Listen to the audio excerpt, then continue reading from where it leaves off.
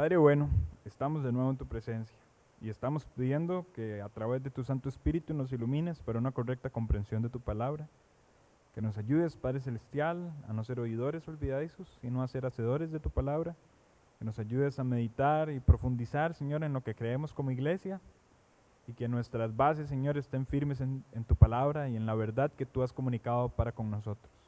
No queremos menospreciar esto como simple y sencillamente algo académico o algo intelectual, sino que tú mismo, Señor, cuando estuviste en tierra, oraste al Padre y dijiste, santifícalos en tu verdad, tu palabra es verdad. Y sabemos que profundizar en tu palabra, más que conocimiento intelectual, es una herramienta para nuestro crecimiento en santidad. Así tú lo dispusiste y ayúdanos a nosotros a meditar profundamente en lo que tú has dejado registrado para nosotros. Gracias, Señor, por este tiempo y este privilegio, y te pedimos tu guía y tu dirección. En el nombre de Cristo Jesús. Amén. Muy bien, mis hermanos, vamos a concentrarnos el día de hoy en el artículo número 13 de una iglesia según el Evangelio. Hoy sí tenemos impresos declaraciones doctrinales, si alguien no la tiene impresa, ¿verdad? Entonces, si hay alguien que no la tiene, está en este lado de la mesa, ¿verdad? Y con toda confianza la puede tomar.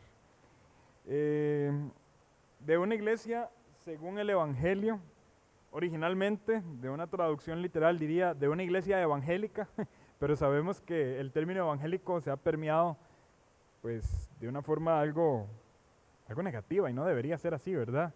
Pero yo no sé si ustedes lo han percibido, que cuando alguien dice, ¿usted es de una iglesia evangélica? No, yo voy a una bautista, porque queremos hacer, no sé, alguna distinción entre tal vez un movimiento extremadamente carismático que abandera el término evangélico.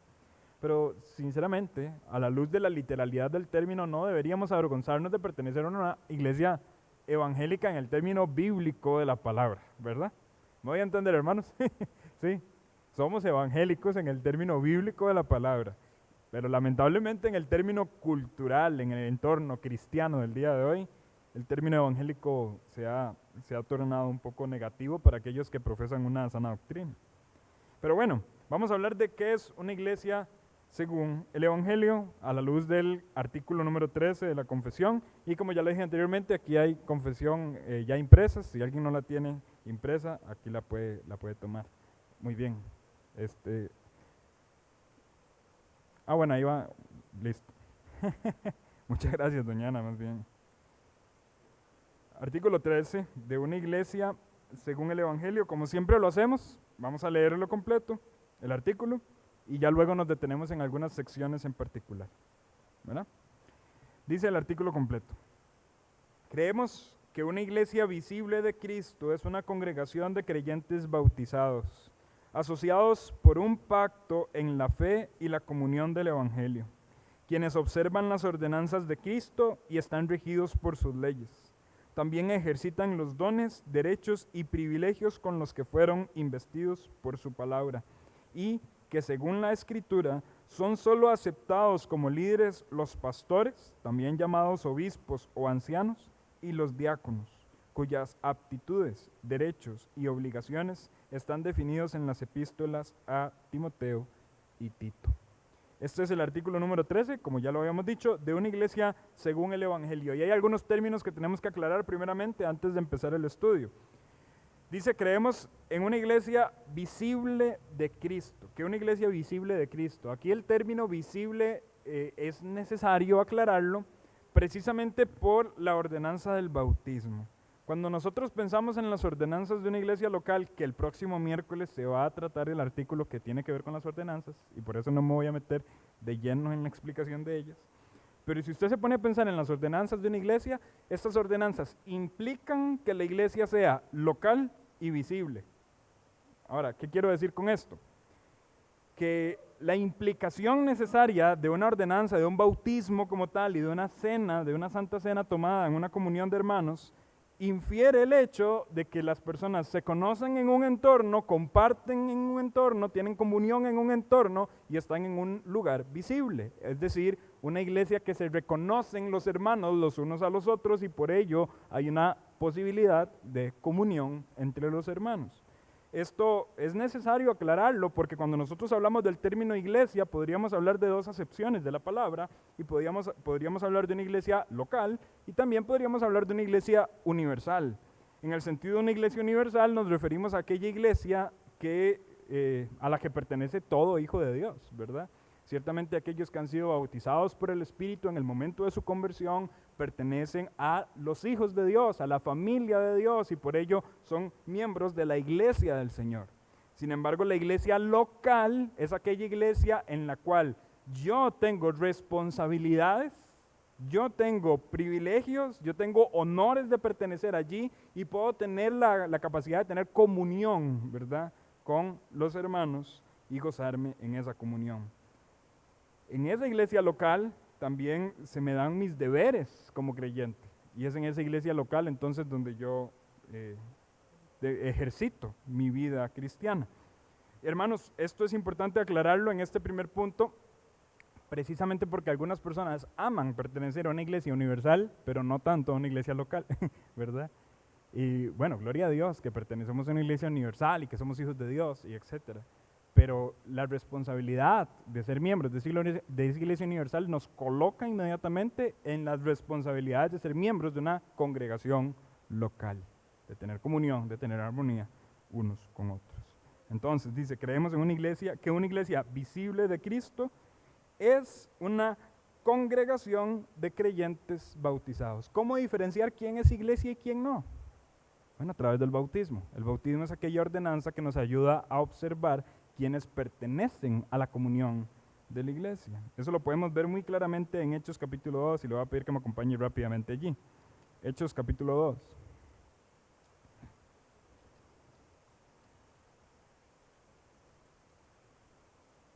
Después de ese sermón del apóstol Pedro, donde se añadieron o creyeron como 3,000 personas en el evangelio, el término que literalmente aparece en el versículo 41 es el siguiente, dice, así que los que recibieron su palabra fueron bautizados y se añadieron aquel día como 3,000 personas y perseveraban en la doctrina de los apóstoles, en la comunión unos con otros, en el partimiento del pan y en las oraciones. Se añadieron como 3,000 personas. Era posible identificar una iglesia visible. ¿Por qué? Por el bautismo de esas personas. Habiéndose bautizado ellos, son personas identificables como miembros de una iglesia local. Y he allí la importancia del bautismo y del involucramiento como miembros de una iglesia. Ahora entendemos que en estos tiempos, ¿verdad?, no todos se bautizan en el mismo sitio y nosotros como bautistas no creemos necesariamente en un bautismo tras bautismo tras bautismo, ¿verdad? Sino que el bautismo es una profesión pública de fe, una forma en la que hacemos constar nuestra pertenencia al pacto y de esta forma no necesariamente nosotros tenemos que bautizarnos a cuanta iglesia empecemos a asistir, ¿verdad? Sin embargo, el bautismo sí es aquello que nos define como miembros de una iglesia y por eso ya en la práctica moderna, cuando una persona se cambia de localidad y asiste a otra iglesia a la que tal vez no es en la que creció o percibe que en la otra iglesia habían algunos errores que hacen insostenible que la persona se congregue allí, no se rebautiza a esa persona en la iglesia en la que empieza a congregarse, sino que se confía en su acción de obediencia en bautismo y se hace un paso de membresía ahora para que adopte y abrace las responsabilidades de la iglesia local a la cual va a pertenecer, ¿verdad? No es sabio que un creyente sea creyente sin una iglesia local a la cual pertenezca. Simple y sencillamente así lo decimos. No es sabio que un creyente, siendo creyente, no pertenezca a una iglesia local, porque pertenecer a una iglesia local es lo que nos asocia a responsabilidades y a honores como hijos de Dios, ¿verdad? Muy bien, entonces una congregación de creyentes bautizados es una iglesia visible de Cristo. Sigue diciendo, asociados por un pacto en la fe y la comunión del evangelio. ¿Qué nos une? ¿Qué nos une? La fe. Nos une la fe en Cristo Jesús, nos une la sangre de Cristo Jesús. Y ahora en Cristo Jesús podemos tener comunión unos con otros, podemos servirnos unos a otros, podemos ser útiles unos a otros. La frase unos a otros aparece reiteradamente en el Nuevo Testamento y de paso sería bueno que usted haga un estudio al respecto en su casa. Unos a otros, amaos unos a otros, sobrellevad los unos las cargas de los otros, perdonaos unos a otros. El unos a otros en el Nuevo Testamento es constante. ¿Por qué? Porque la naturaleza del Nuevo Testamento habla de una comunión eclesiástica, de una armonía en iglesia. Y la iglesia no es solamente sentarnos a escuchar sermones, es tener armonía y comunión con mi comunidad, con mi familia. Hay un texto en 2 Corintios 8:5, hablando en el contexto de las iglesias en Macedonia que daban sus ofrendas y estas cuestiones. El versículo 5 dice lo siguiente: no como lo esperábamos, sino que asimismo se dieron primeramente al Señor y luego a nosotros por la voluntad de Dios. Estas iglesias en Macedonia se dieron a sí mismos, empezaron a esforzarse para dar ofrendas para los santos y el versículo nos deja claro que el hecho de que ellos sirvan al Señor también implica que servían potentemente a los otros. No solamente se dieron al Señor, sino que se dieron primeramente al Señor y luego a nosotros por la voluntad de Dios. Nosotros, mis hermanos, cuando somos miembros de una iglesia local, nos damos al Señor en adoración, en servicio, para la gloria de su nombre. Pero darnos al Señor implica darnos unos a otros. Yo doy mi vida a otro. Yo dejo de pensar en mí mismo y le doy de mis dones, de mis llamados, de mis aptitudes, de mis cualidades espirituales. Esto se lo doy a otros para el beneficio del cuerpo de Cristo. Esto es ser una iglesia conforme al Evangelio. Estamos en un mundo egoísta, en un mundo individualista. Y este mundo individualista y egoísta quiere que todo sea solamente para mí y que lo mío no es de nadie más, sino solo mío. Hermanos, este pensamiento no va en la iglesia de Dios. En la iglesia de Dios, Dios ha repartido a cada uno los dones según su santa y soberana voluntad para que nosotros sirvamos unos a otros. Ahora, el texto hace un énfasis en el versículo 5 que hay que darnos primeramente al Señor, ¿verdad? Yo creo que esto tampoco es algo que debemos menospreciar. Aquello que yo tengo es primeramente para Dios, primeramente para Dios. Entonces, una iglesia visible es una congregación de creyentes bautizados y están asociados ellos, unos a otros, por la fe en la comunión del Evangelio. Sigue diciendo el artículo que estas personas son quienes observan las ordenanzas de Cristo. Ahí el término observar es estar atento, ser dirigido por, ¿verdad? No solamente tiene que ver con visión. Quienes observan las ordenanzas de Cristo y están regidos por sus leyes.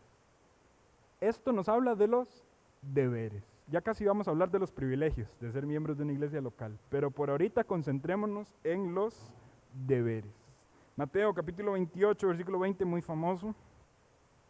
Mateo capítulo 28, versículo 20.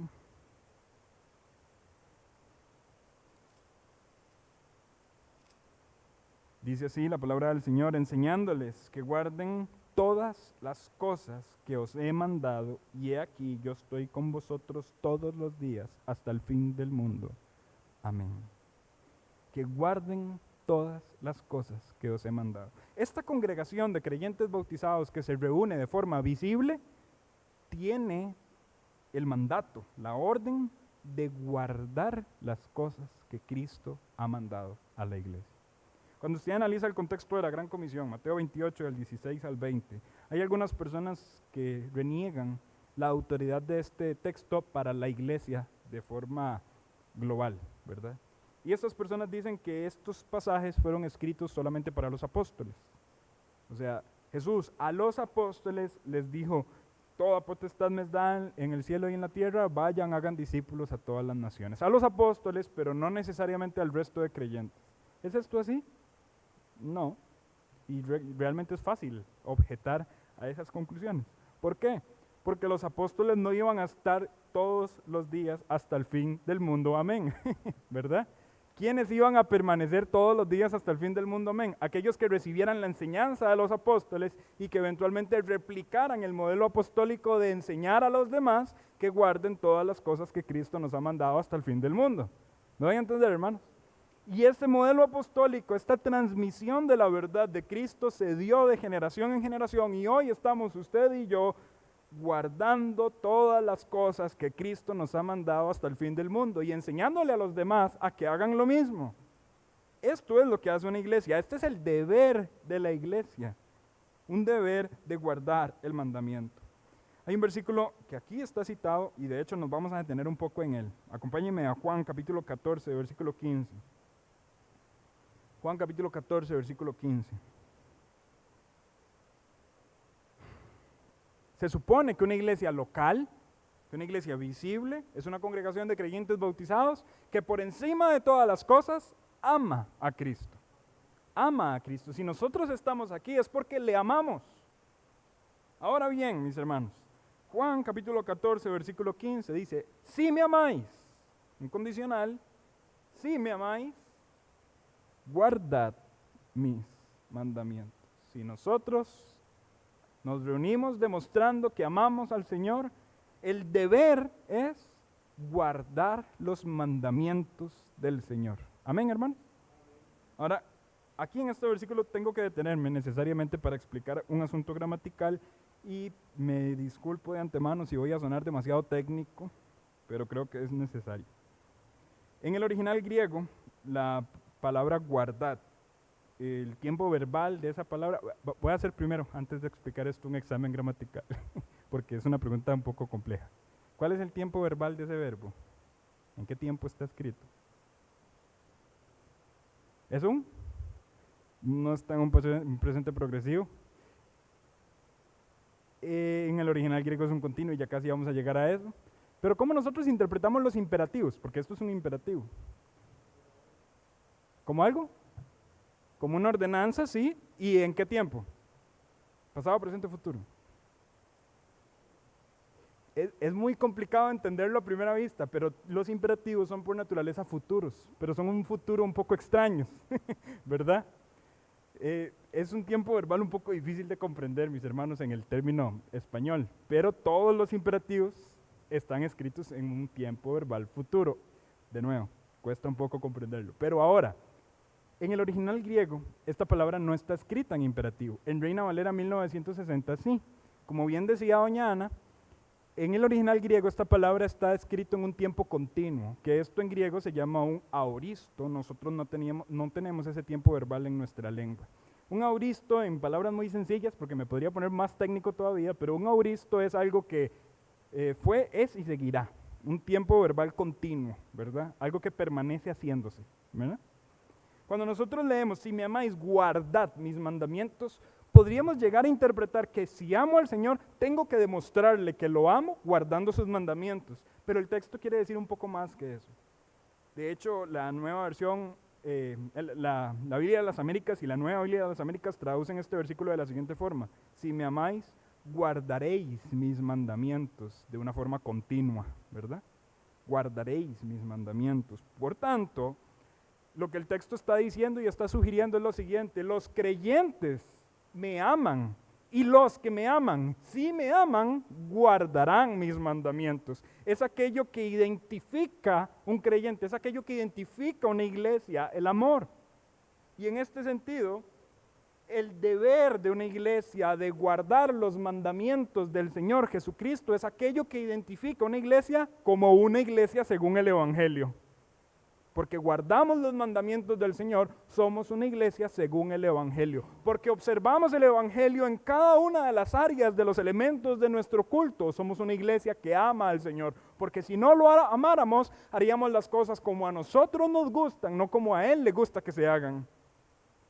Pero lo amamos y hacemos las cosas como a Él le gusta que se hagan las cosas. ¿Por qué tenemos que hacer una cena del Señor de la forma en la que se hace?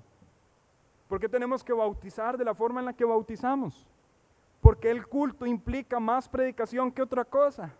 Porque cada elemento de un culto público, de una asamblea de iglesia, es una comunicación del Evangelio.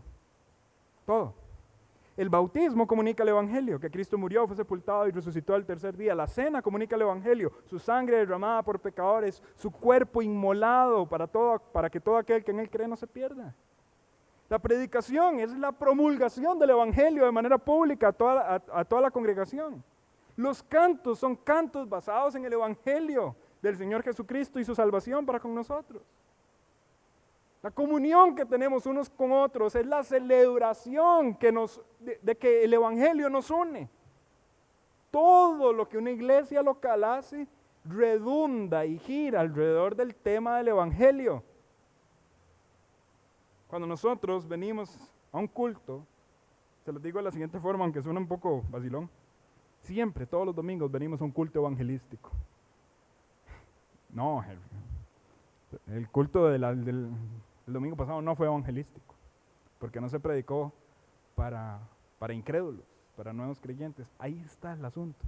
Nosotros muchas veces tenemos el error de pensar que el evangelio es útil solamente para los incrédulos, y eso es mentira. Todos los cultos, todas las predicaciones, todas las reuniones de la iglesia deberían girar en torno al evangelio y por tanto ser evangelísticas. Ahora, yo entiendo que hay cultos que van con mayor énfasis a decirle al inconverso que crea. Por ejemplo, que ya lo hemos anunciado, y aprovecho para darle el anuncio, ¿verdad? Que el domingo 13 de febrero le estamos pidiendo a la congregación, traigan visitas, porque la predicación va a ir apuntando hacia la conversión. Y esperamos en el Señor que Él obre en corazones y que personas escuchen y le acepten. Pero mis hermanos, si una predicación no habla del evangelio, no es predicación. Si en un culto no se ve el evangelio, no fue un culto. Nosotros amamos al Señor y porque le amamos hacemos las cosas como Él dice que se hagan. Si me amáis, guardaréis mis mandamientos. Sigue diciendo entonces que están regidos por sus leyes, y luego dice, también ejercitan los dones, derechos y privilegios con los que fueron investidos por su palabra. Ya hablamos de los deberes, ahora hablamos de los privilegios. Es un privilegio que Dios nos haya concedido dones y derechos y privilegios. Y ahora estos dones, derechos y privilegios los podemos compartir en la comunión que tenemos con los hermanos. Acompáñenme a 1 Corintios capítulo 14. 1 Corintios capítulo 14.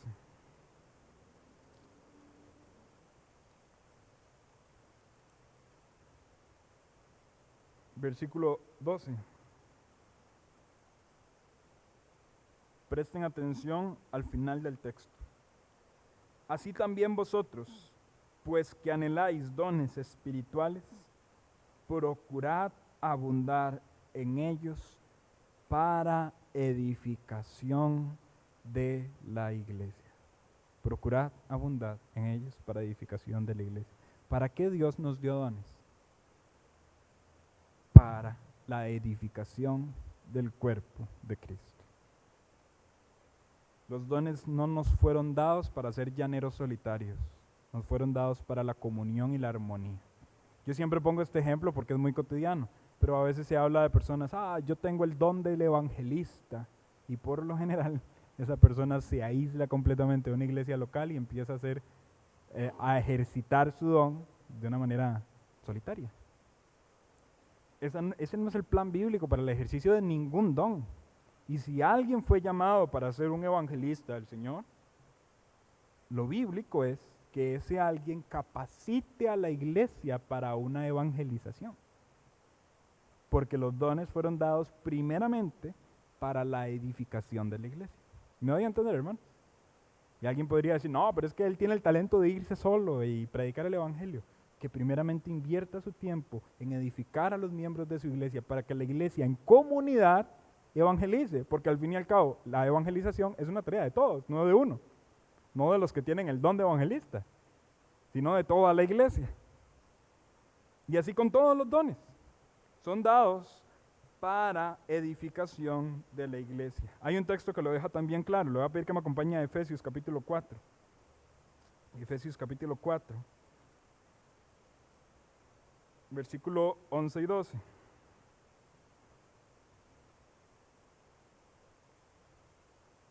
Y él mismo constituyó a unos apóstoles, a otros profetas, a otros evangelistas, a otros pastores y maestros, a fin de perfeccionar a los santos para la obra del ministerio, para la edificación del cuerpo de Cristo. ¿Para qué son dados los dones?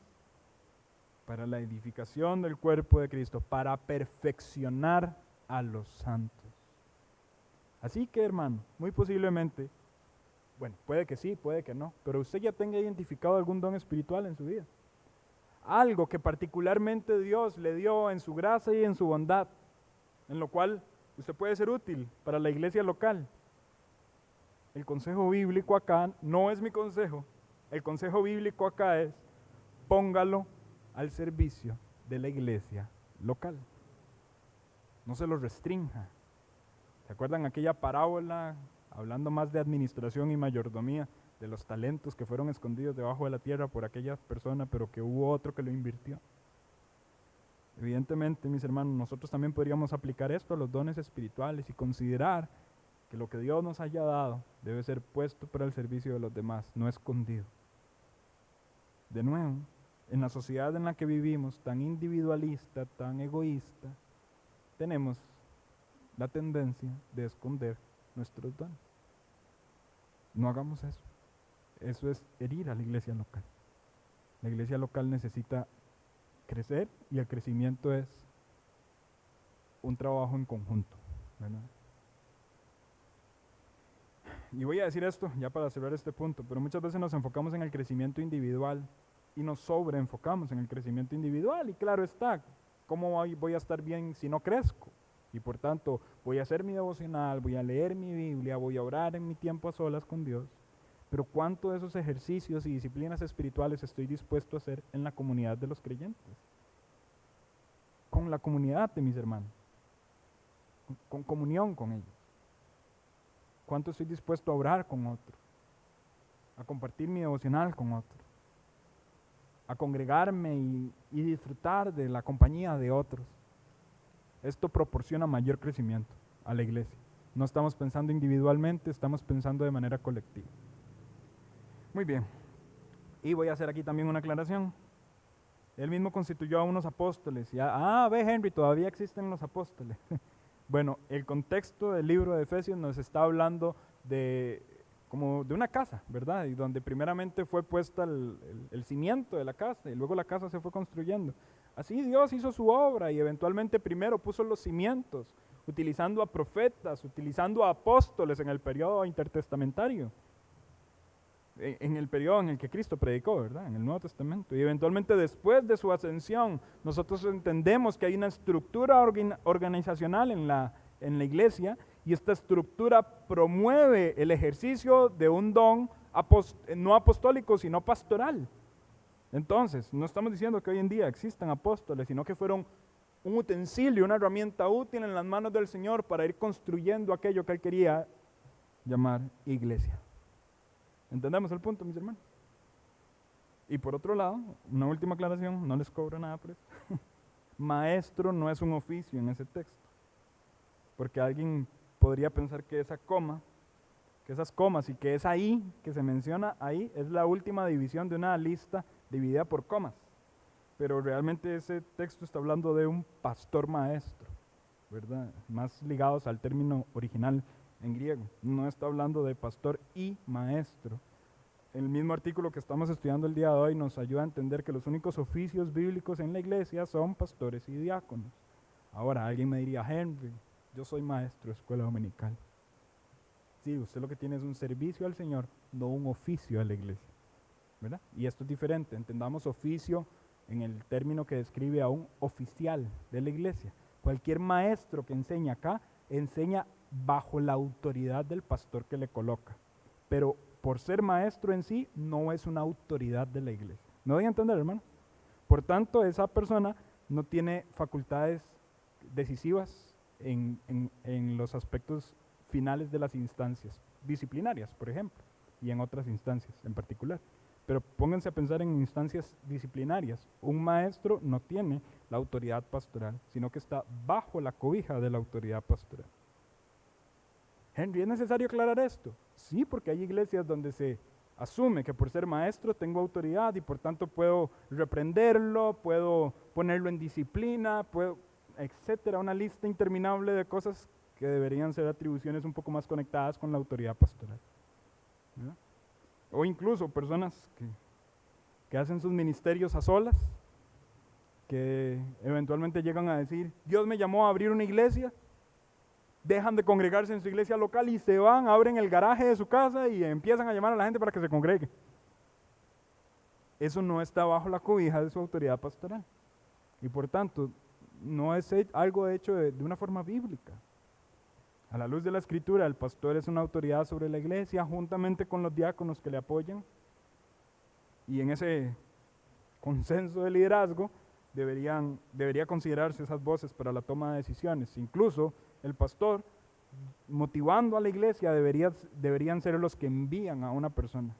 Una persona no se envía a sí mismo, sino que una iglesia envía a una persona, ¿verdad? Bueno, ya, muchas aclaraciones del texto. Muy bien, sigue diciendo, según las Escrituras son solamente aceptados como líderes los pastores, también llamados obispos o ancianos, y los diáconos. Es precisamente de lo que veníamos hablando. ¿Quiénes son los oficiales de una iglesia? Pastores y diáconos. ¿Qué hacen los pastores? Guían, apacientan a la congregación. Apacentar, y yo siempre uso este término para ilustrar la función de un pastor. ¿Qué significa la palabra apacentar? ¿A qué le suena la palabra apacentar? Apacentar a pasto, llevar a pasto. Un pastor da de comer.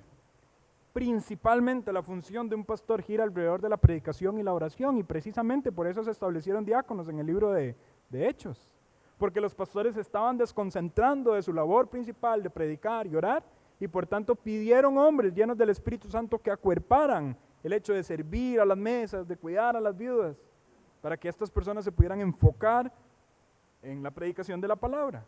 Bueno, principalmente la función de un predicador, de un pastor, está en la predicación. Hermanos, el mayor consejo que usted podría recibir de los pastores lo encuentra cuando usted se sienta a escuchar una predicación. Muchas personas subestiman el valor de la predicación, pero la predicación es el ejercicio del oficio pastoral. Y por tanto yo debería anhelar estar sentado escuchando la predicación. Es el lugar donde mi pastor me puede aconsejar por un mayor rango de tiempo, ¿verdad? Que en ningún otro. Aunque el pastor puede trabajar en oficina, en tiempos de consejería, en discipulados, la labor principal de un pastor es la predicación, y es allí donde está el consejo para su iglesia. Ok, hay términos que eventualmente son sinónimos y esto lo aclara el artículo. Los pastores, y dice, también llamados obispos o ancianos. Esto es para que no nos confundamos en una jerarquía extraña, ¿verdad? En el término eclesiológico. Vamos a ver, no existe a la luz de la Biblia el arzobispo, el monaguillo, el capellán, no, nada de eso.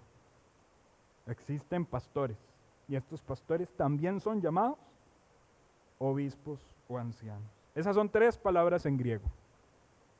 Algunas son muy famosas, pero vamos a reiterar un poco en ellas.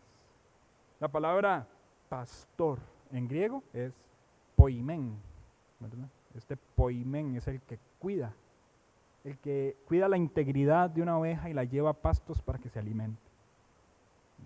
Estos nombres le van a aparecer mucho a librerías cristianas, a editoriales, ¿verdad? Estos nombres se usan mucho en esos contextos cristianos, que hay una tienda cristiana que generalmente tienen estos nombres, pero poimen es pastor en griego.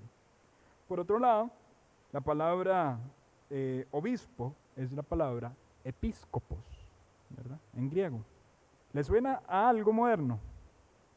Episcopal. No me voy a adelantar todavía, porque ya voy a explicar a qué se debe eso. Y la palabra anciano en griego es presbútero. ¿Se le parece algún término moderno? Presbítero o presbiteriano, ¿verdad? Vean lo interesante, que hay 2 denominaciones cristianas que toman sus nombres de palabras que tienen que ver con el cargo pastoral. Episcopos, los episcopales. Presbúteros, los presbiterianos. ¿A qué se debe eso? Al gobierno eclesiástico que hay en esos lugares. Los presbúteros generalmente están liderados por gobiernos de ancianos, los presbiterianos, ¿verdad? Tienen gobiernos de ancianos que guían a las iglesias, y episcopos, los episcopales, se rigen más por obispos que son colocados en ciertos lugares estratégicos y que guían o controlan las regiones en particular, ¿verdad? Sin embargo, a la luz de la Escritura, literalmente, pastor, obispo y anciano son términos completamente intercambiables. Quiero mostrarles un ejemplo de esto y le voy a pedir que me acompañe a Hechos 14 y luego vamos a ir a Hechos 20. Hechos 14, 23.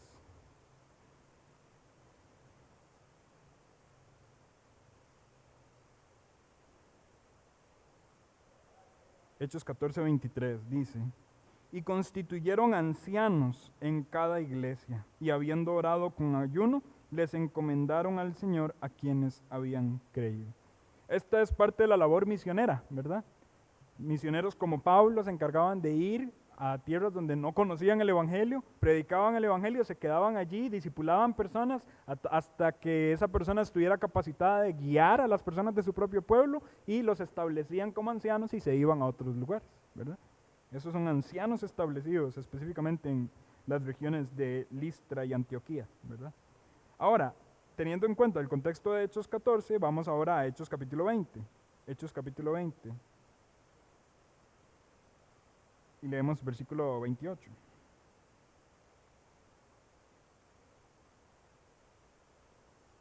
Por tanto, mirad por vosotros y por todo el rebaño en que el Espíritu Santo os ha puesto por obispos. Ahí ya hay dos términos, uno literal y uno inferido. Porque al hablar de rebaño nos está arrojando a la figura de pastor. Y luego, de manera literal, se menciona el término obispo. Dice, para apacentar, de nuevo, la función de un pastor, llevar a pastos. Para apacentar la iglesia del Señor, la cual Él ganó por su propia sangre.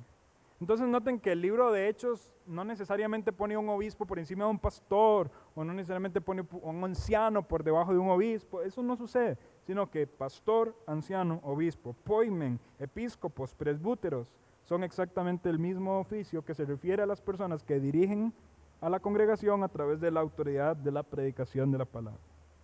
Pastores, obispos, ancianos. Y aparte de ellos, también están los diáconos, que como dije anteriormente, y esto lo podemos leer en Hechos capítulo 14, fueron colocados en esa función por la necesidad de los pastores de concentrarse en la predicación y la oración. Un diácono en esta época se encargaba de atender a las mesas, de atender funciones y necesidades de personas que estaban desconcentrando la labor de la predicación pastoral. En el tiempo moderno nosotros podemos entender que cualquier función eclesiástica que desconcentre al pastor de un oficio en su predicación, del ejercicio de la predicación, cualquier función debería ser entonces administrada por un diácono. Nosotros, y yo generalmente hablo de esto acá, tenemos un muy buen modelo de ello. Y hay algo interesante, muchas de las funciones de los diáconos pasan desapercibidas. No es algo que necesariamente se observa, se ve, o que tengan un ministerio público, ¿verdad? Pero la labor de los diáconos es trascendental. Piensen un momento en el contexto de nosotros como Templo Bautista de Tibás y en cuántas cosas podrían desconcentrar a la figura pastoral de su hábito de estudiar la palabra para la predicación de la palabra durante el culto público. Voy a poner un ejemplo acá un poco personal. Yo crecí en una iglesia, amo la iglesia en la que crecí, gracias a Dios por ella. Lamentablemente crecí en una iglesia que no había ni pluralidad pastoral ni diaconado. Entonces, como decimos nosotros, el pastor era Zoila, ¿verdad? Hacía todo, absolutamente todo. Había una estructura en la cual algunos que trabajaban ahí se les llamaba obreros, pero no necesariamente eran diáconos. Entonces yo vi a un pastor administrando las finanzas de la iglesia, contando las facturas. Me acuerdo estar con él todos los lunes, porque era parte de lo que yo me había ofrecido a ayudar, contando las facturas de los gastos que habían habido en la semana. Y yo me recuerdo ver un pastor pues cargado por tantas funciones. Eventualmente esto llegó eventualmente a tener implicaciones. ¿Por qué? Porque él es un pastor humano. Habían semanas en las que tal vez no podía prepararse de la forma en la que debía prepararse para el sermón público. Y la consecuencia de ello es desnutrición para la iglesia. ¿Por qué razón? Porque si el pastor está desconcentrado en otras funciones, ¿qué tiempo de calidad va a tener para el estudio de la palabra? para predicar un mensaje. Y si se dan mensajes que no necesariamente tuvieron la profundidad que debían haber tenido, ¿qué va a pasar con la iglesia que está recibiendo esos pastos? No va a crecer de la forma en la que debe crecer. ¿Me doy a entender, hermano? Yo creo que el espíritu de todo miembro de la iglesia debería ser el espíritu de un diácono. Aunque necesariamente los diáconos son puestos allá como oficiales determinados, todos deberíamos tener espíritu de diácono en el sentido de aliviar a los pastores sus cargas para que eventualmente el beneficio es de todos nosotros. Nosotros salimos beneficiados a la hora de que el pastor tenga menos carga, porque él va a tener mayor preparación para la predicación de la palabra y nosotros cuando nos sentemos en las bancas vamos a tener mejor calidad de predicación. ¿No hay a entender, hermano? A veces nosotros mismos somos culpables.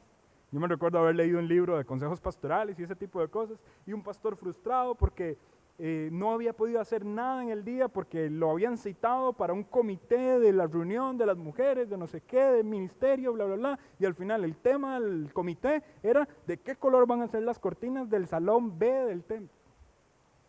Y la persona decía, no me pude preparar, ese día fue un día en el que me concentré en el color de las cortinas. Hermanos, ese tipo de cosas las puede hacer cualquiera. ¿Sí? Todos nosotros deberíamos tener espíritu de diácono en ese sentido y aligerar de alguna forma la carga de aquellos que nos ayudan en la predicación. Entonces, los diáconos fueron puestos precisamente para esta razón. Hay un texto que me gustaría leer y está en Filipenses capítulo 1. Filipenses capítulo 1.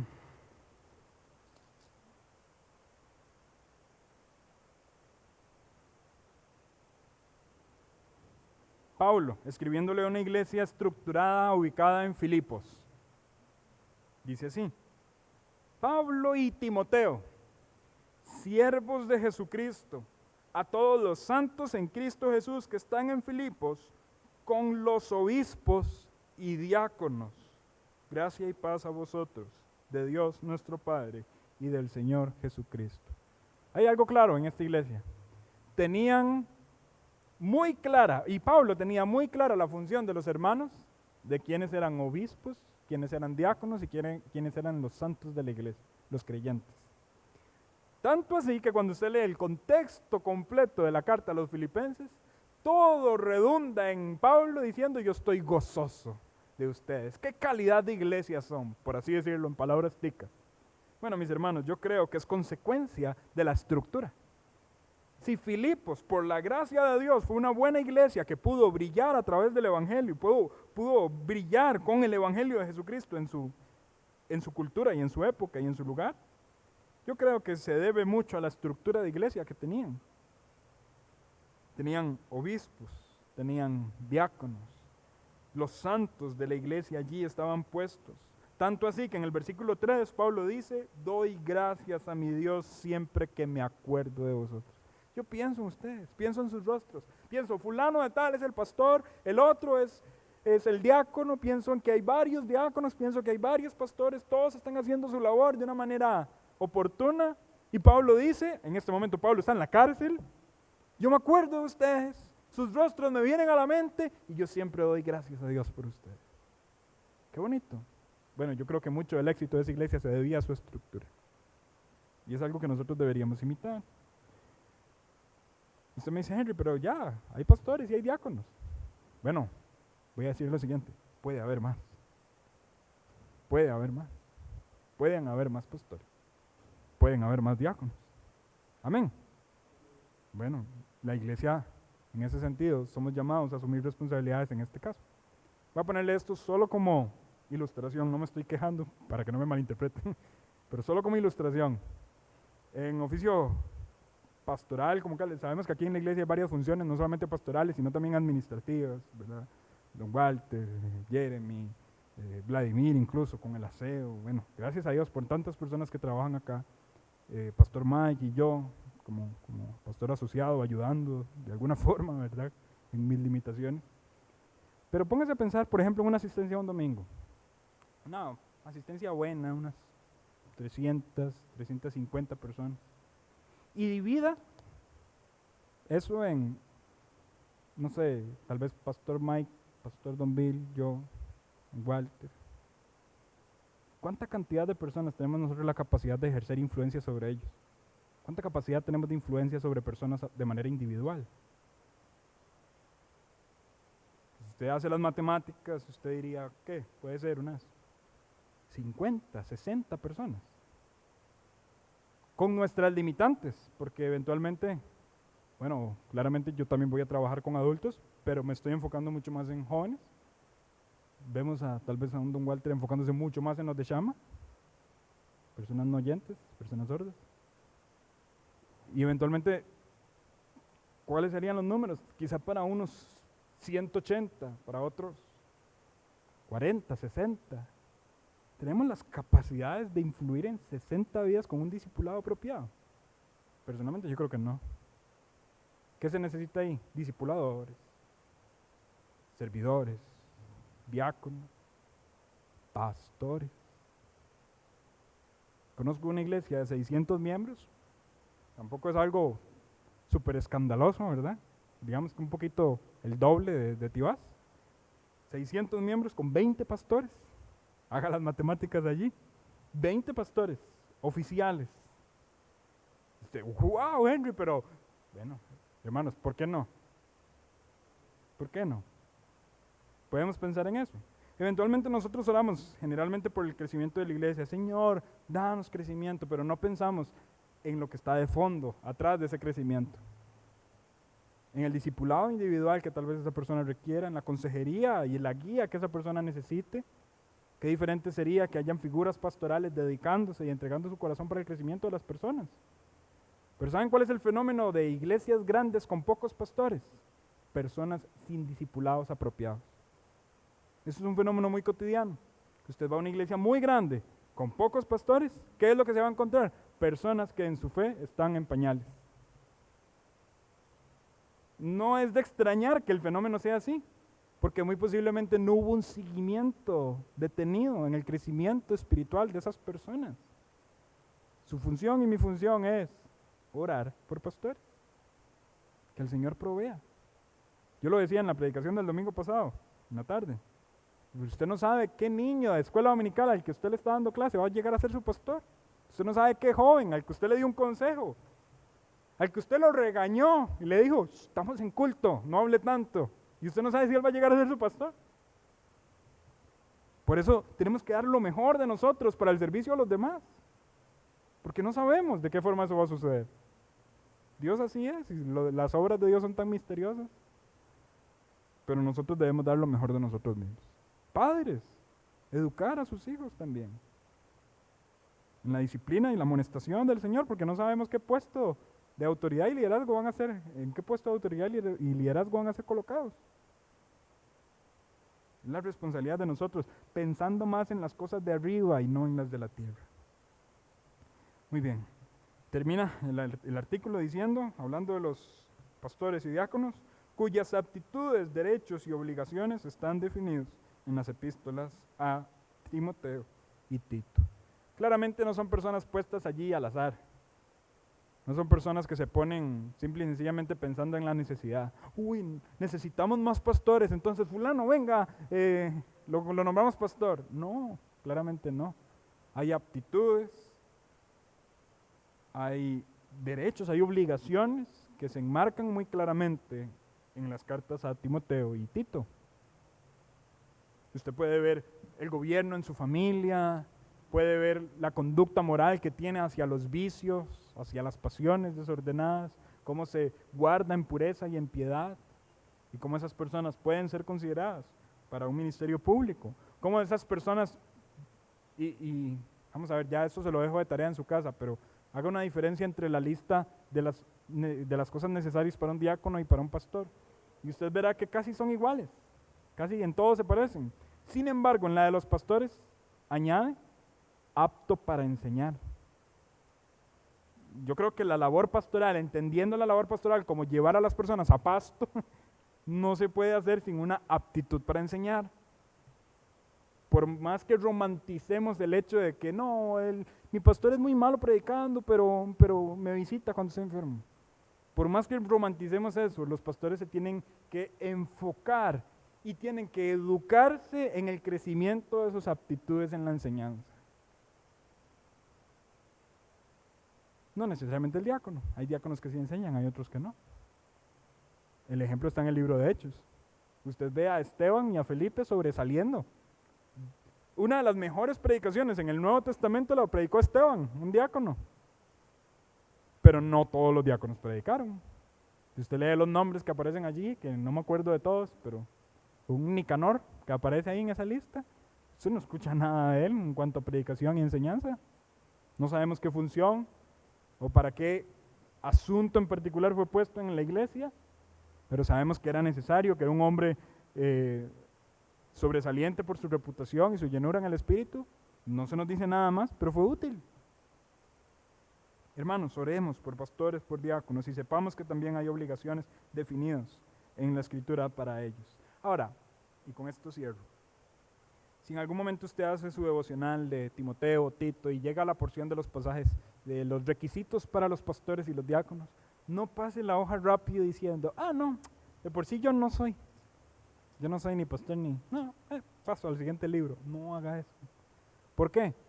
Porque si esos consejos me están hablando de un buen cristiano, eventualmente también son un reflejo de lo que yo debería ser, aunque no llegue a ser ni pastor ni diácono. Eso me está hablando de lo que un buen cristiano es. Y por tanto todo cristiano debería ser moldeado a través de la lista de requisitos a los pastores y a los diáconos. Gobernar bien nuestra casa, no ser dados al vino.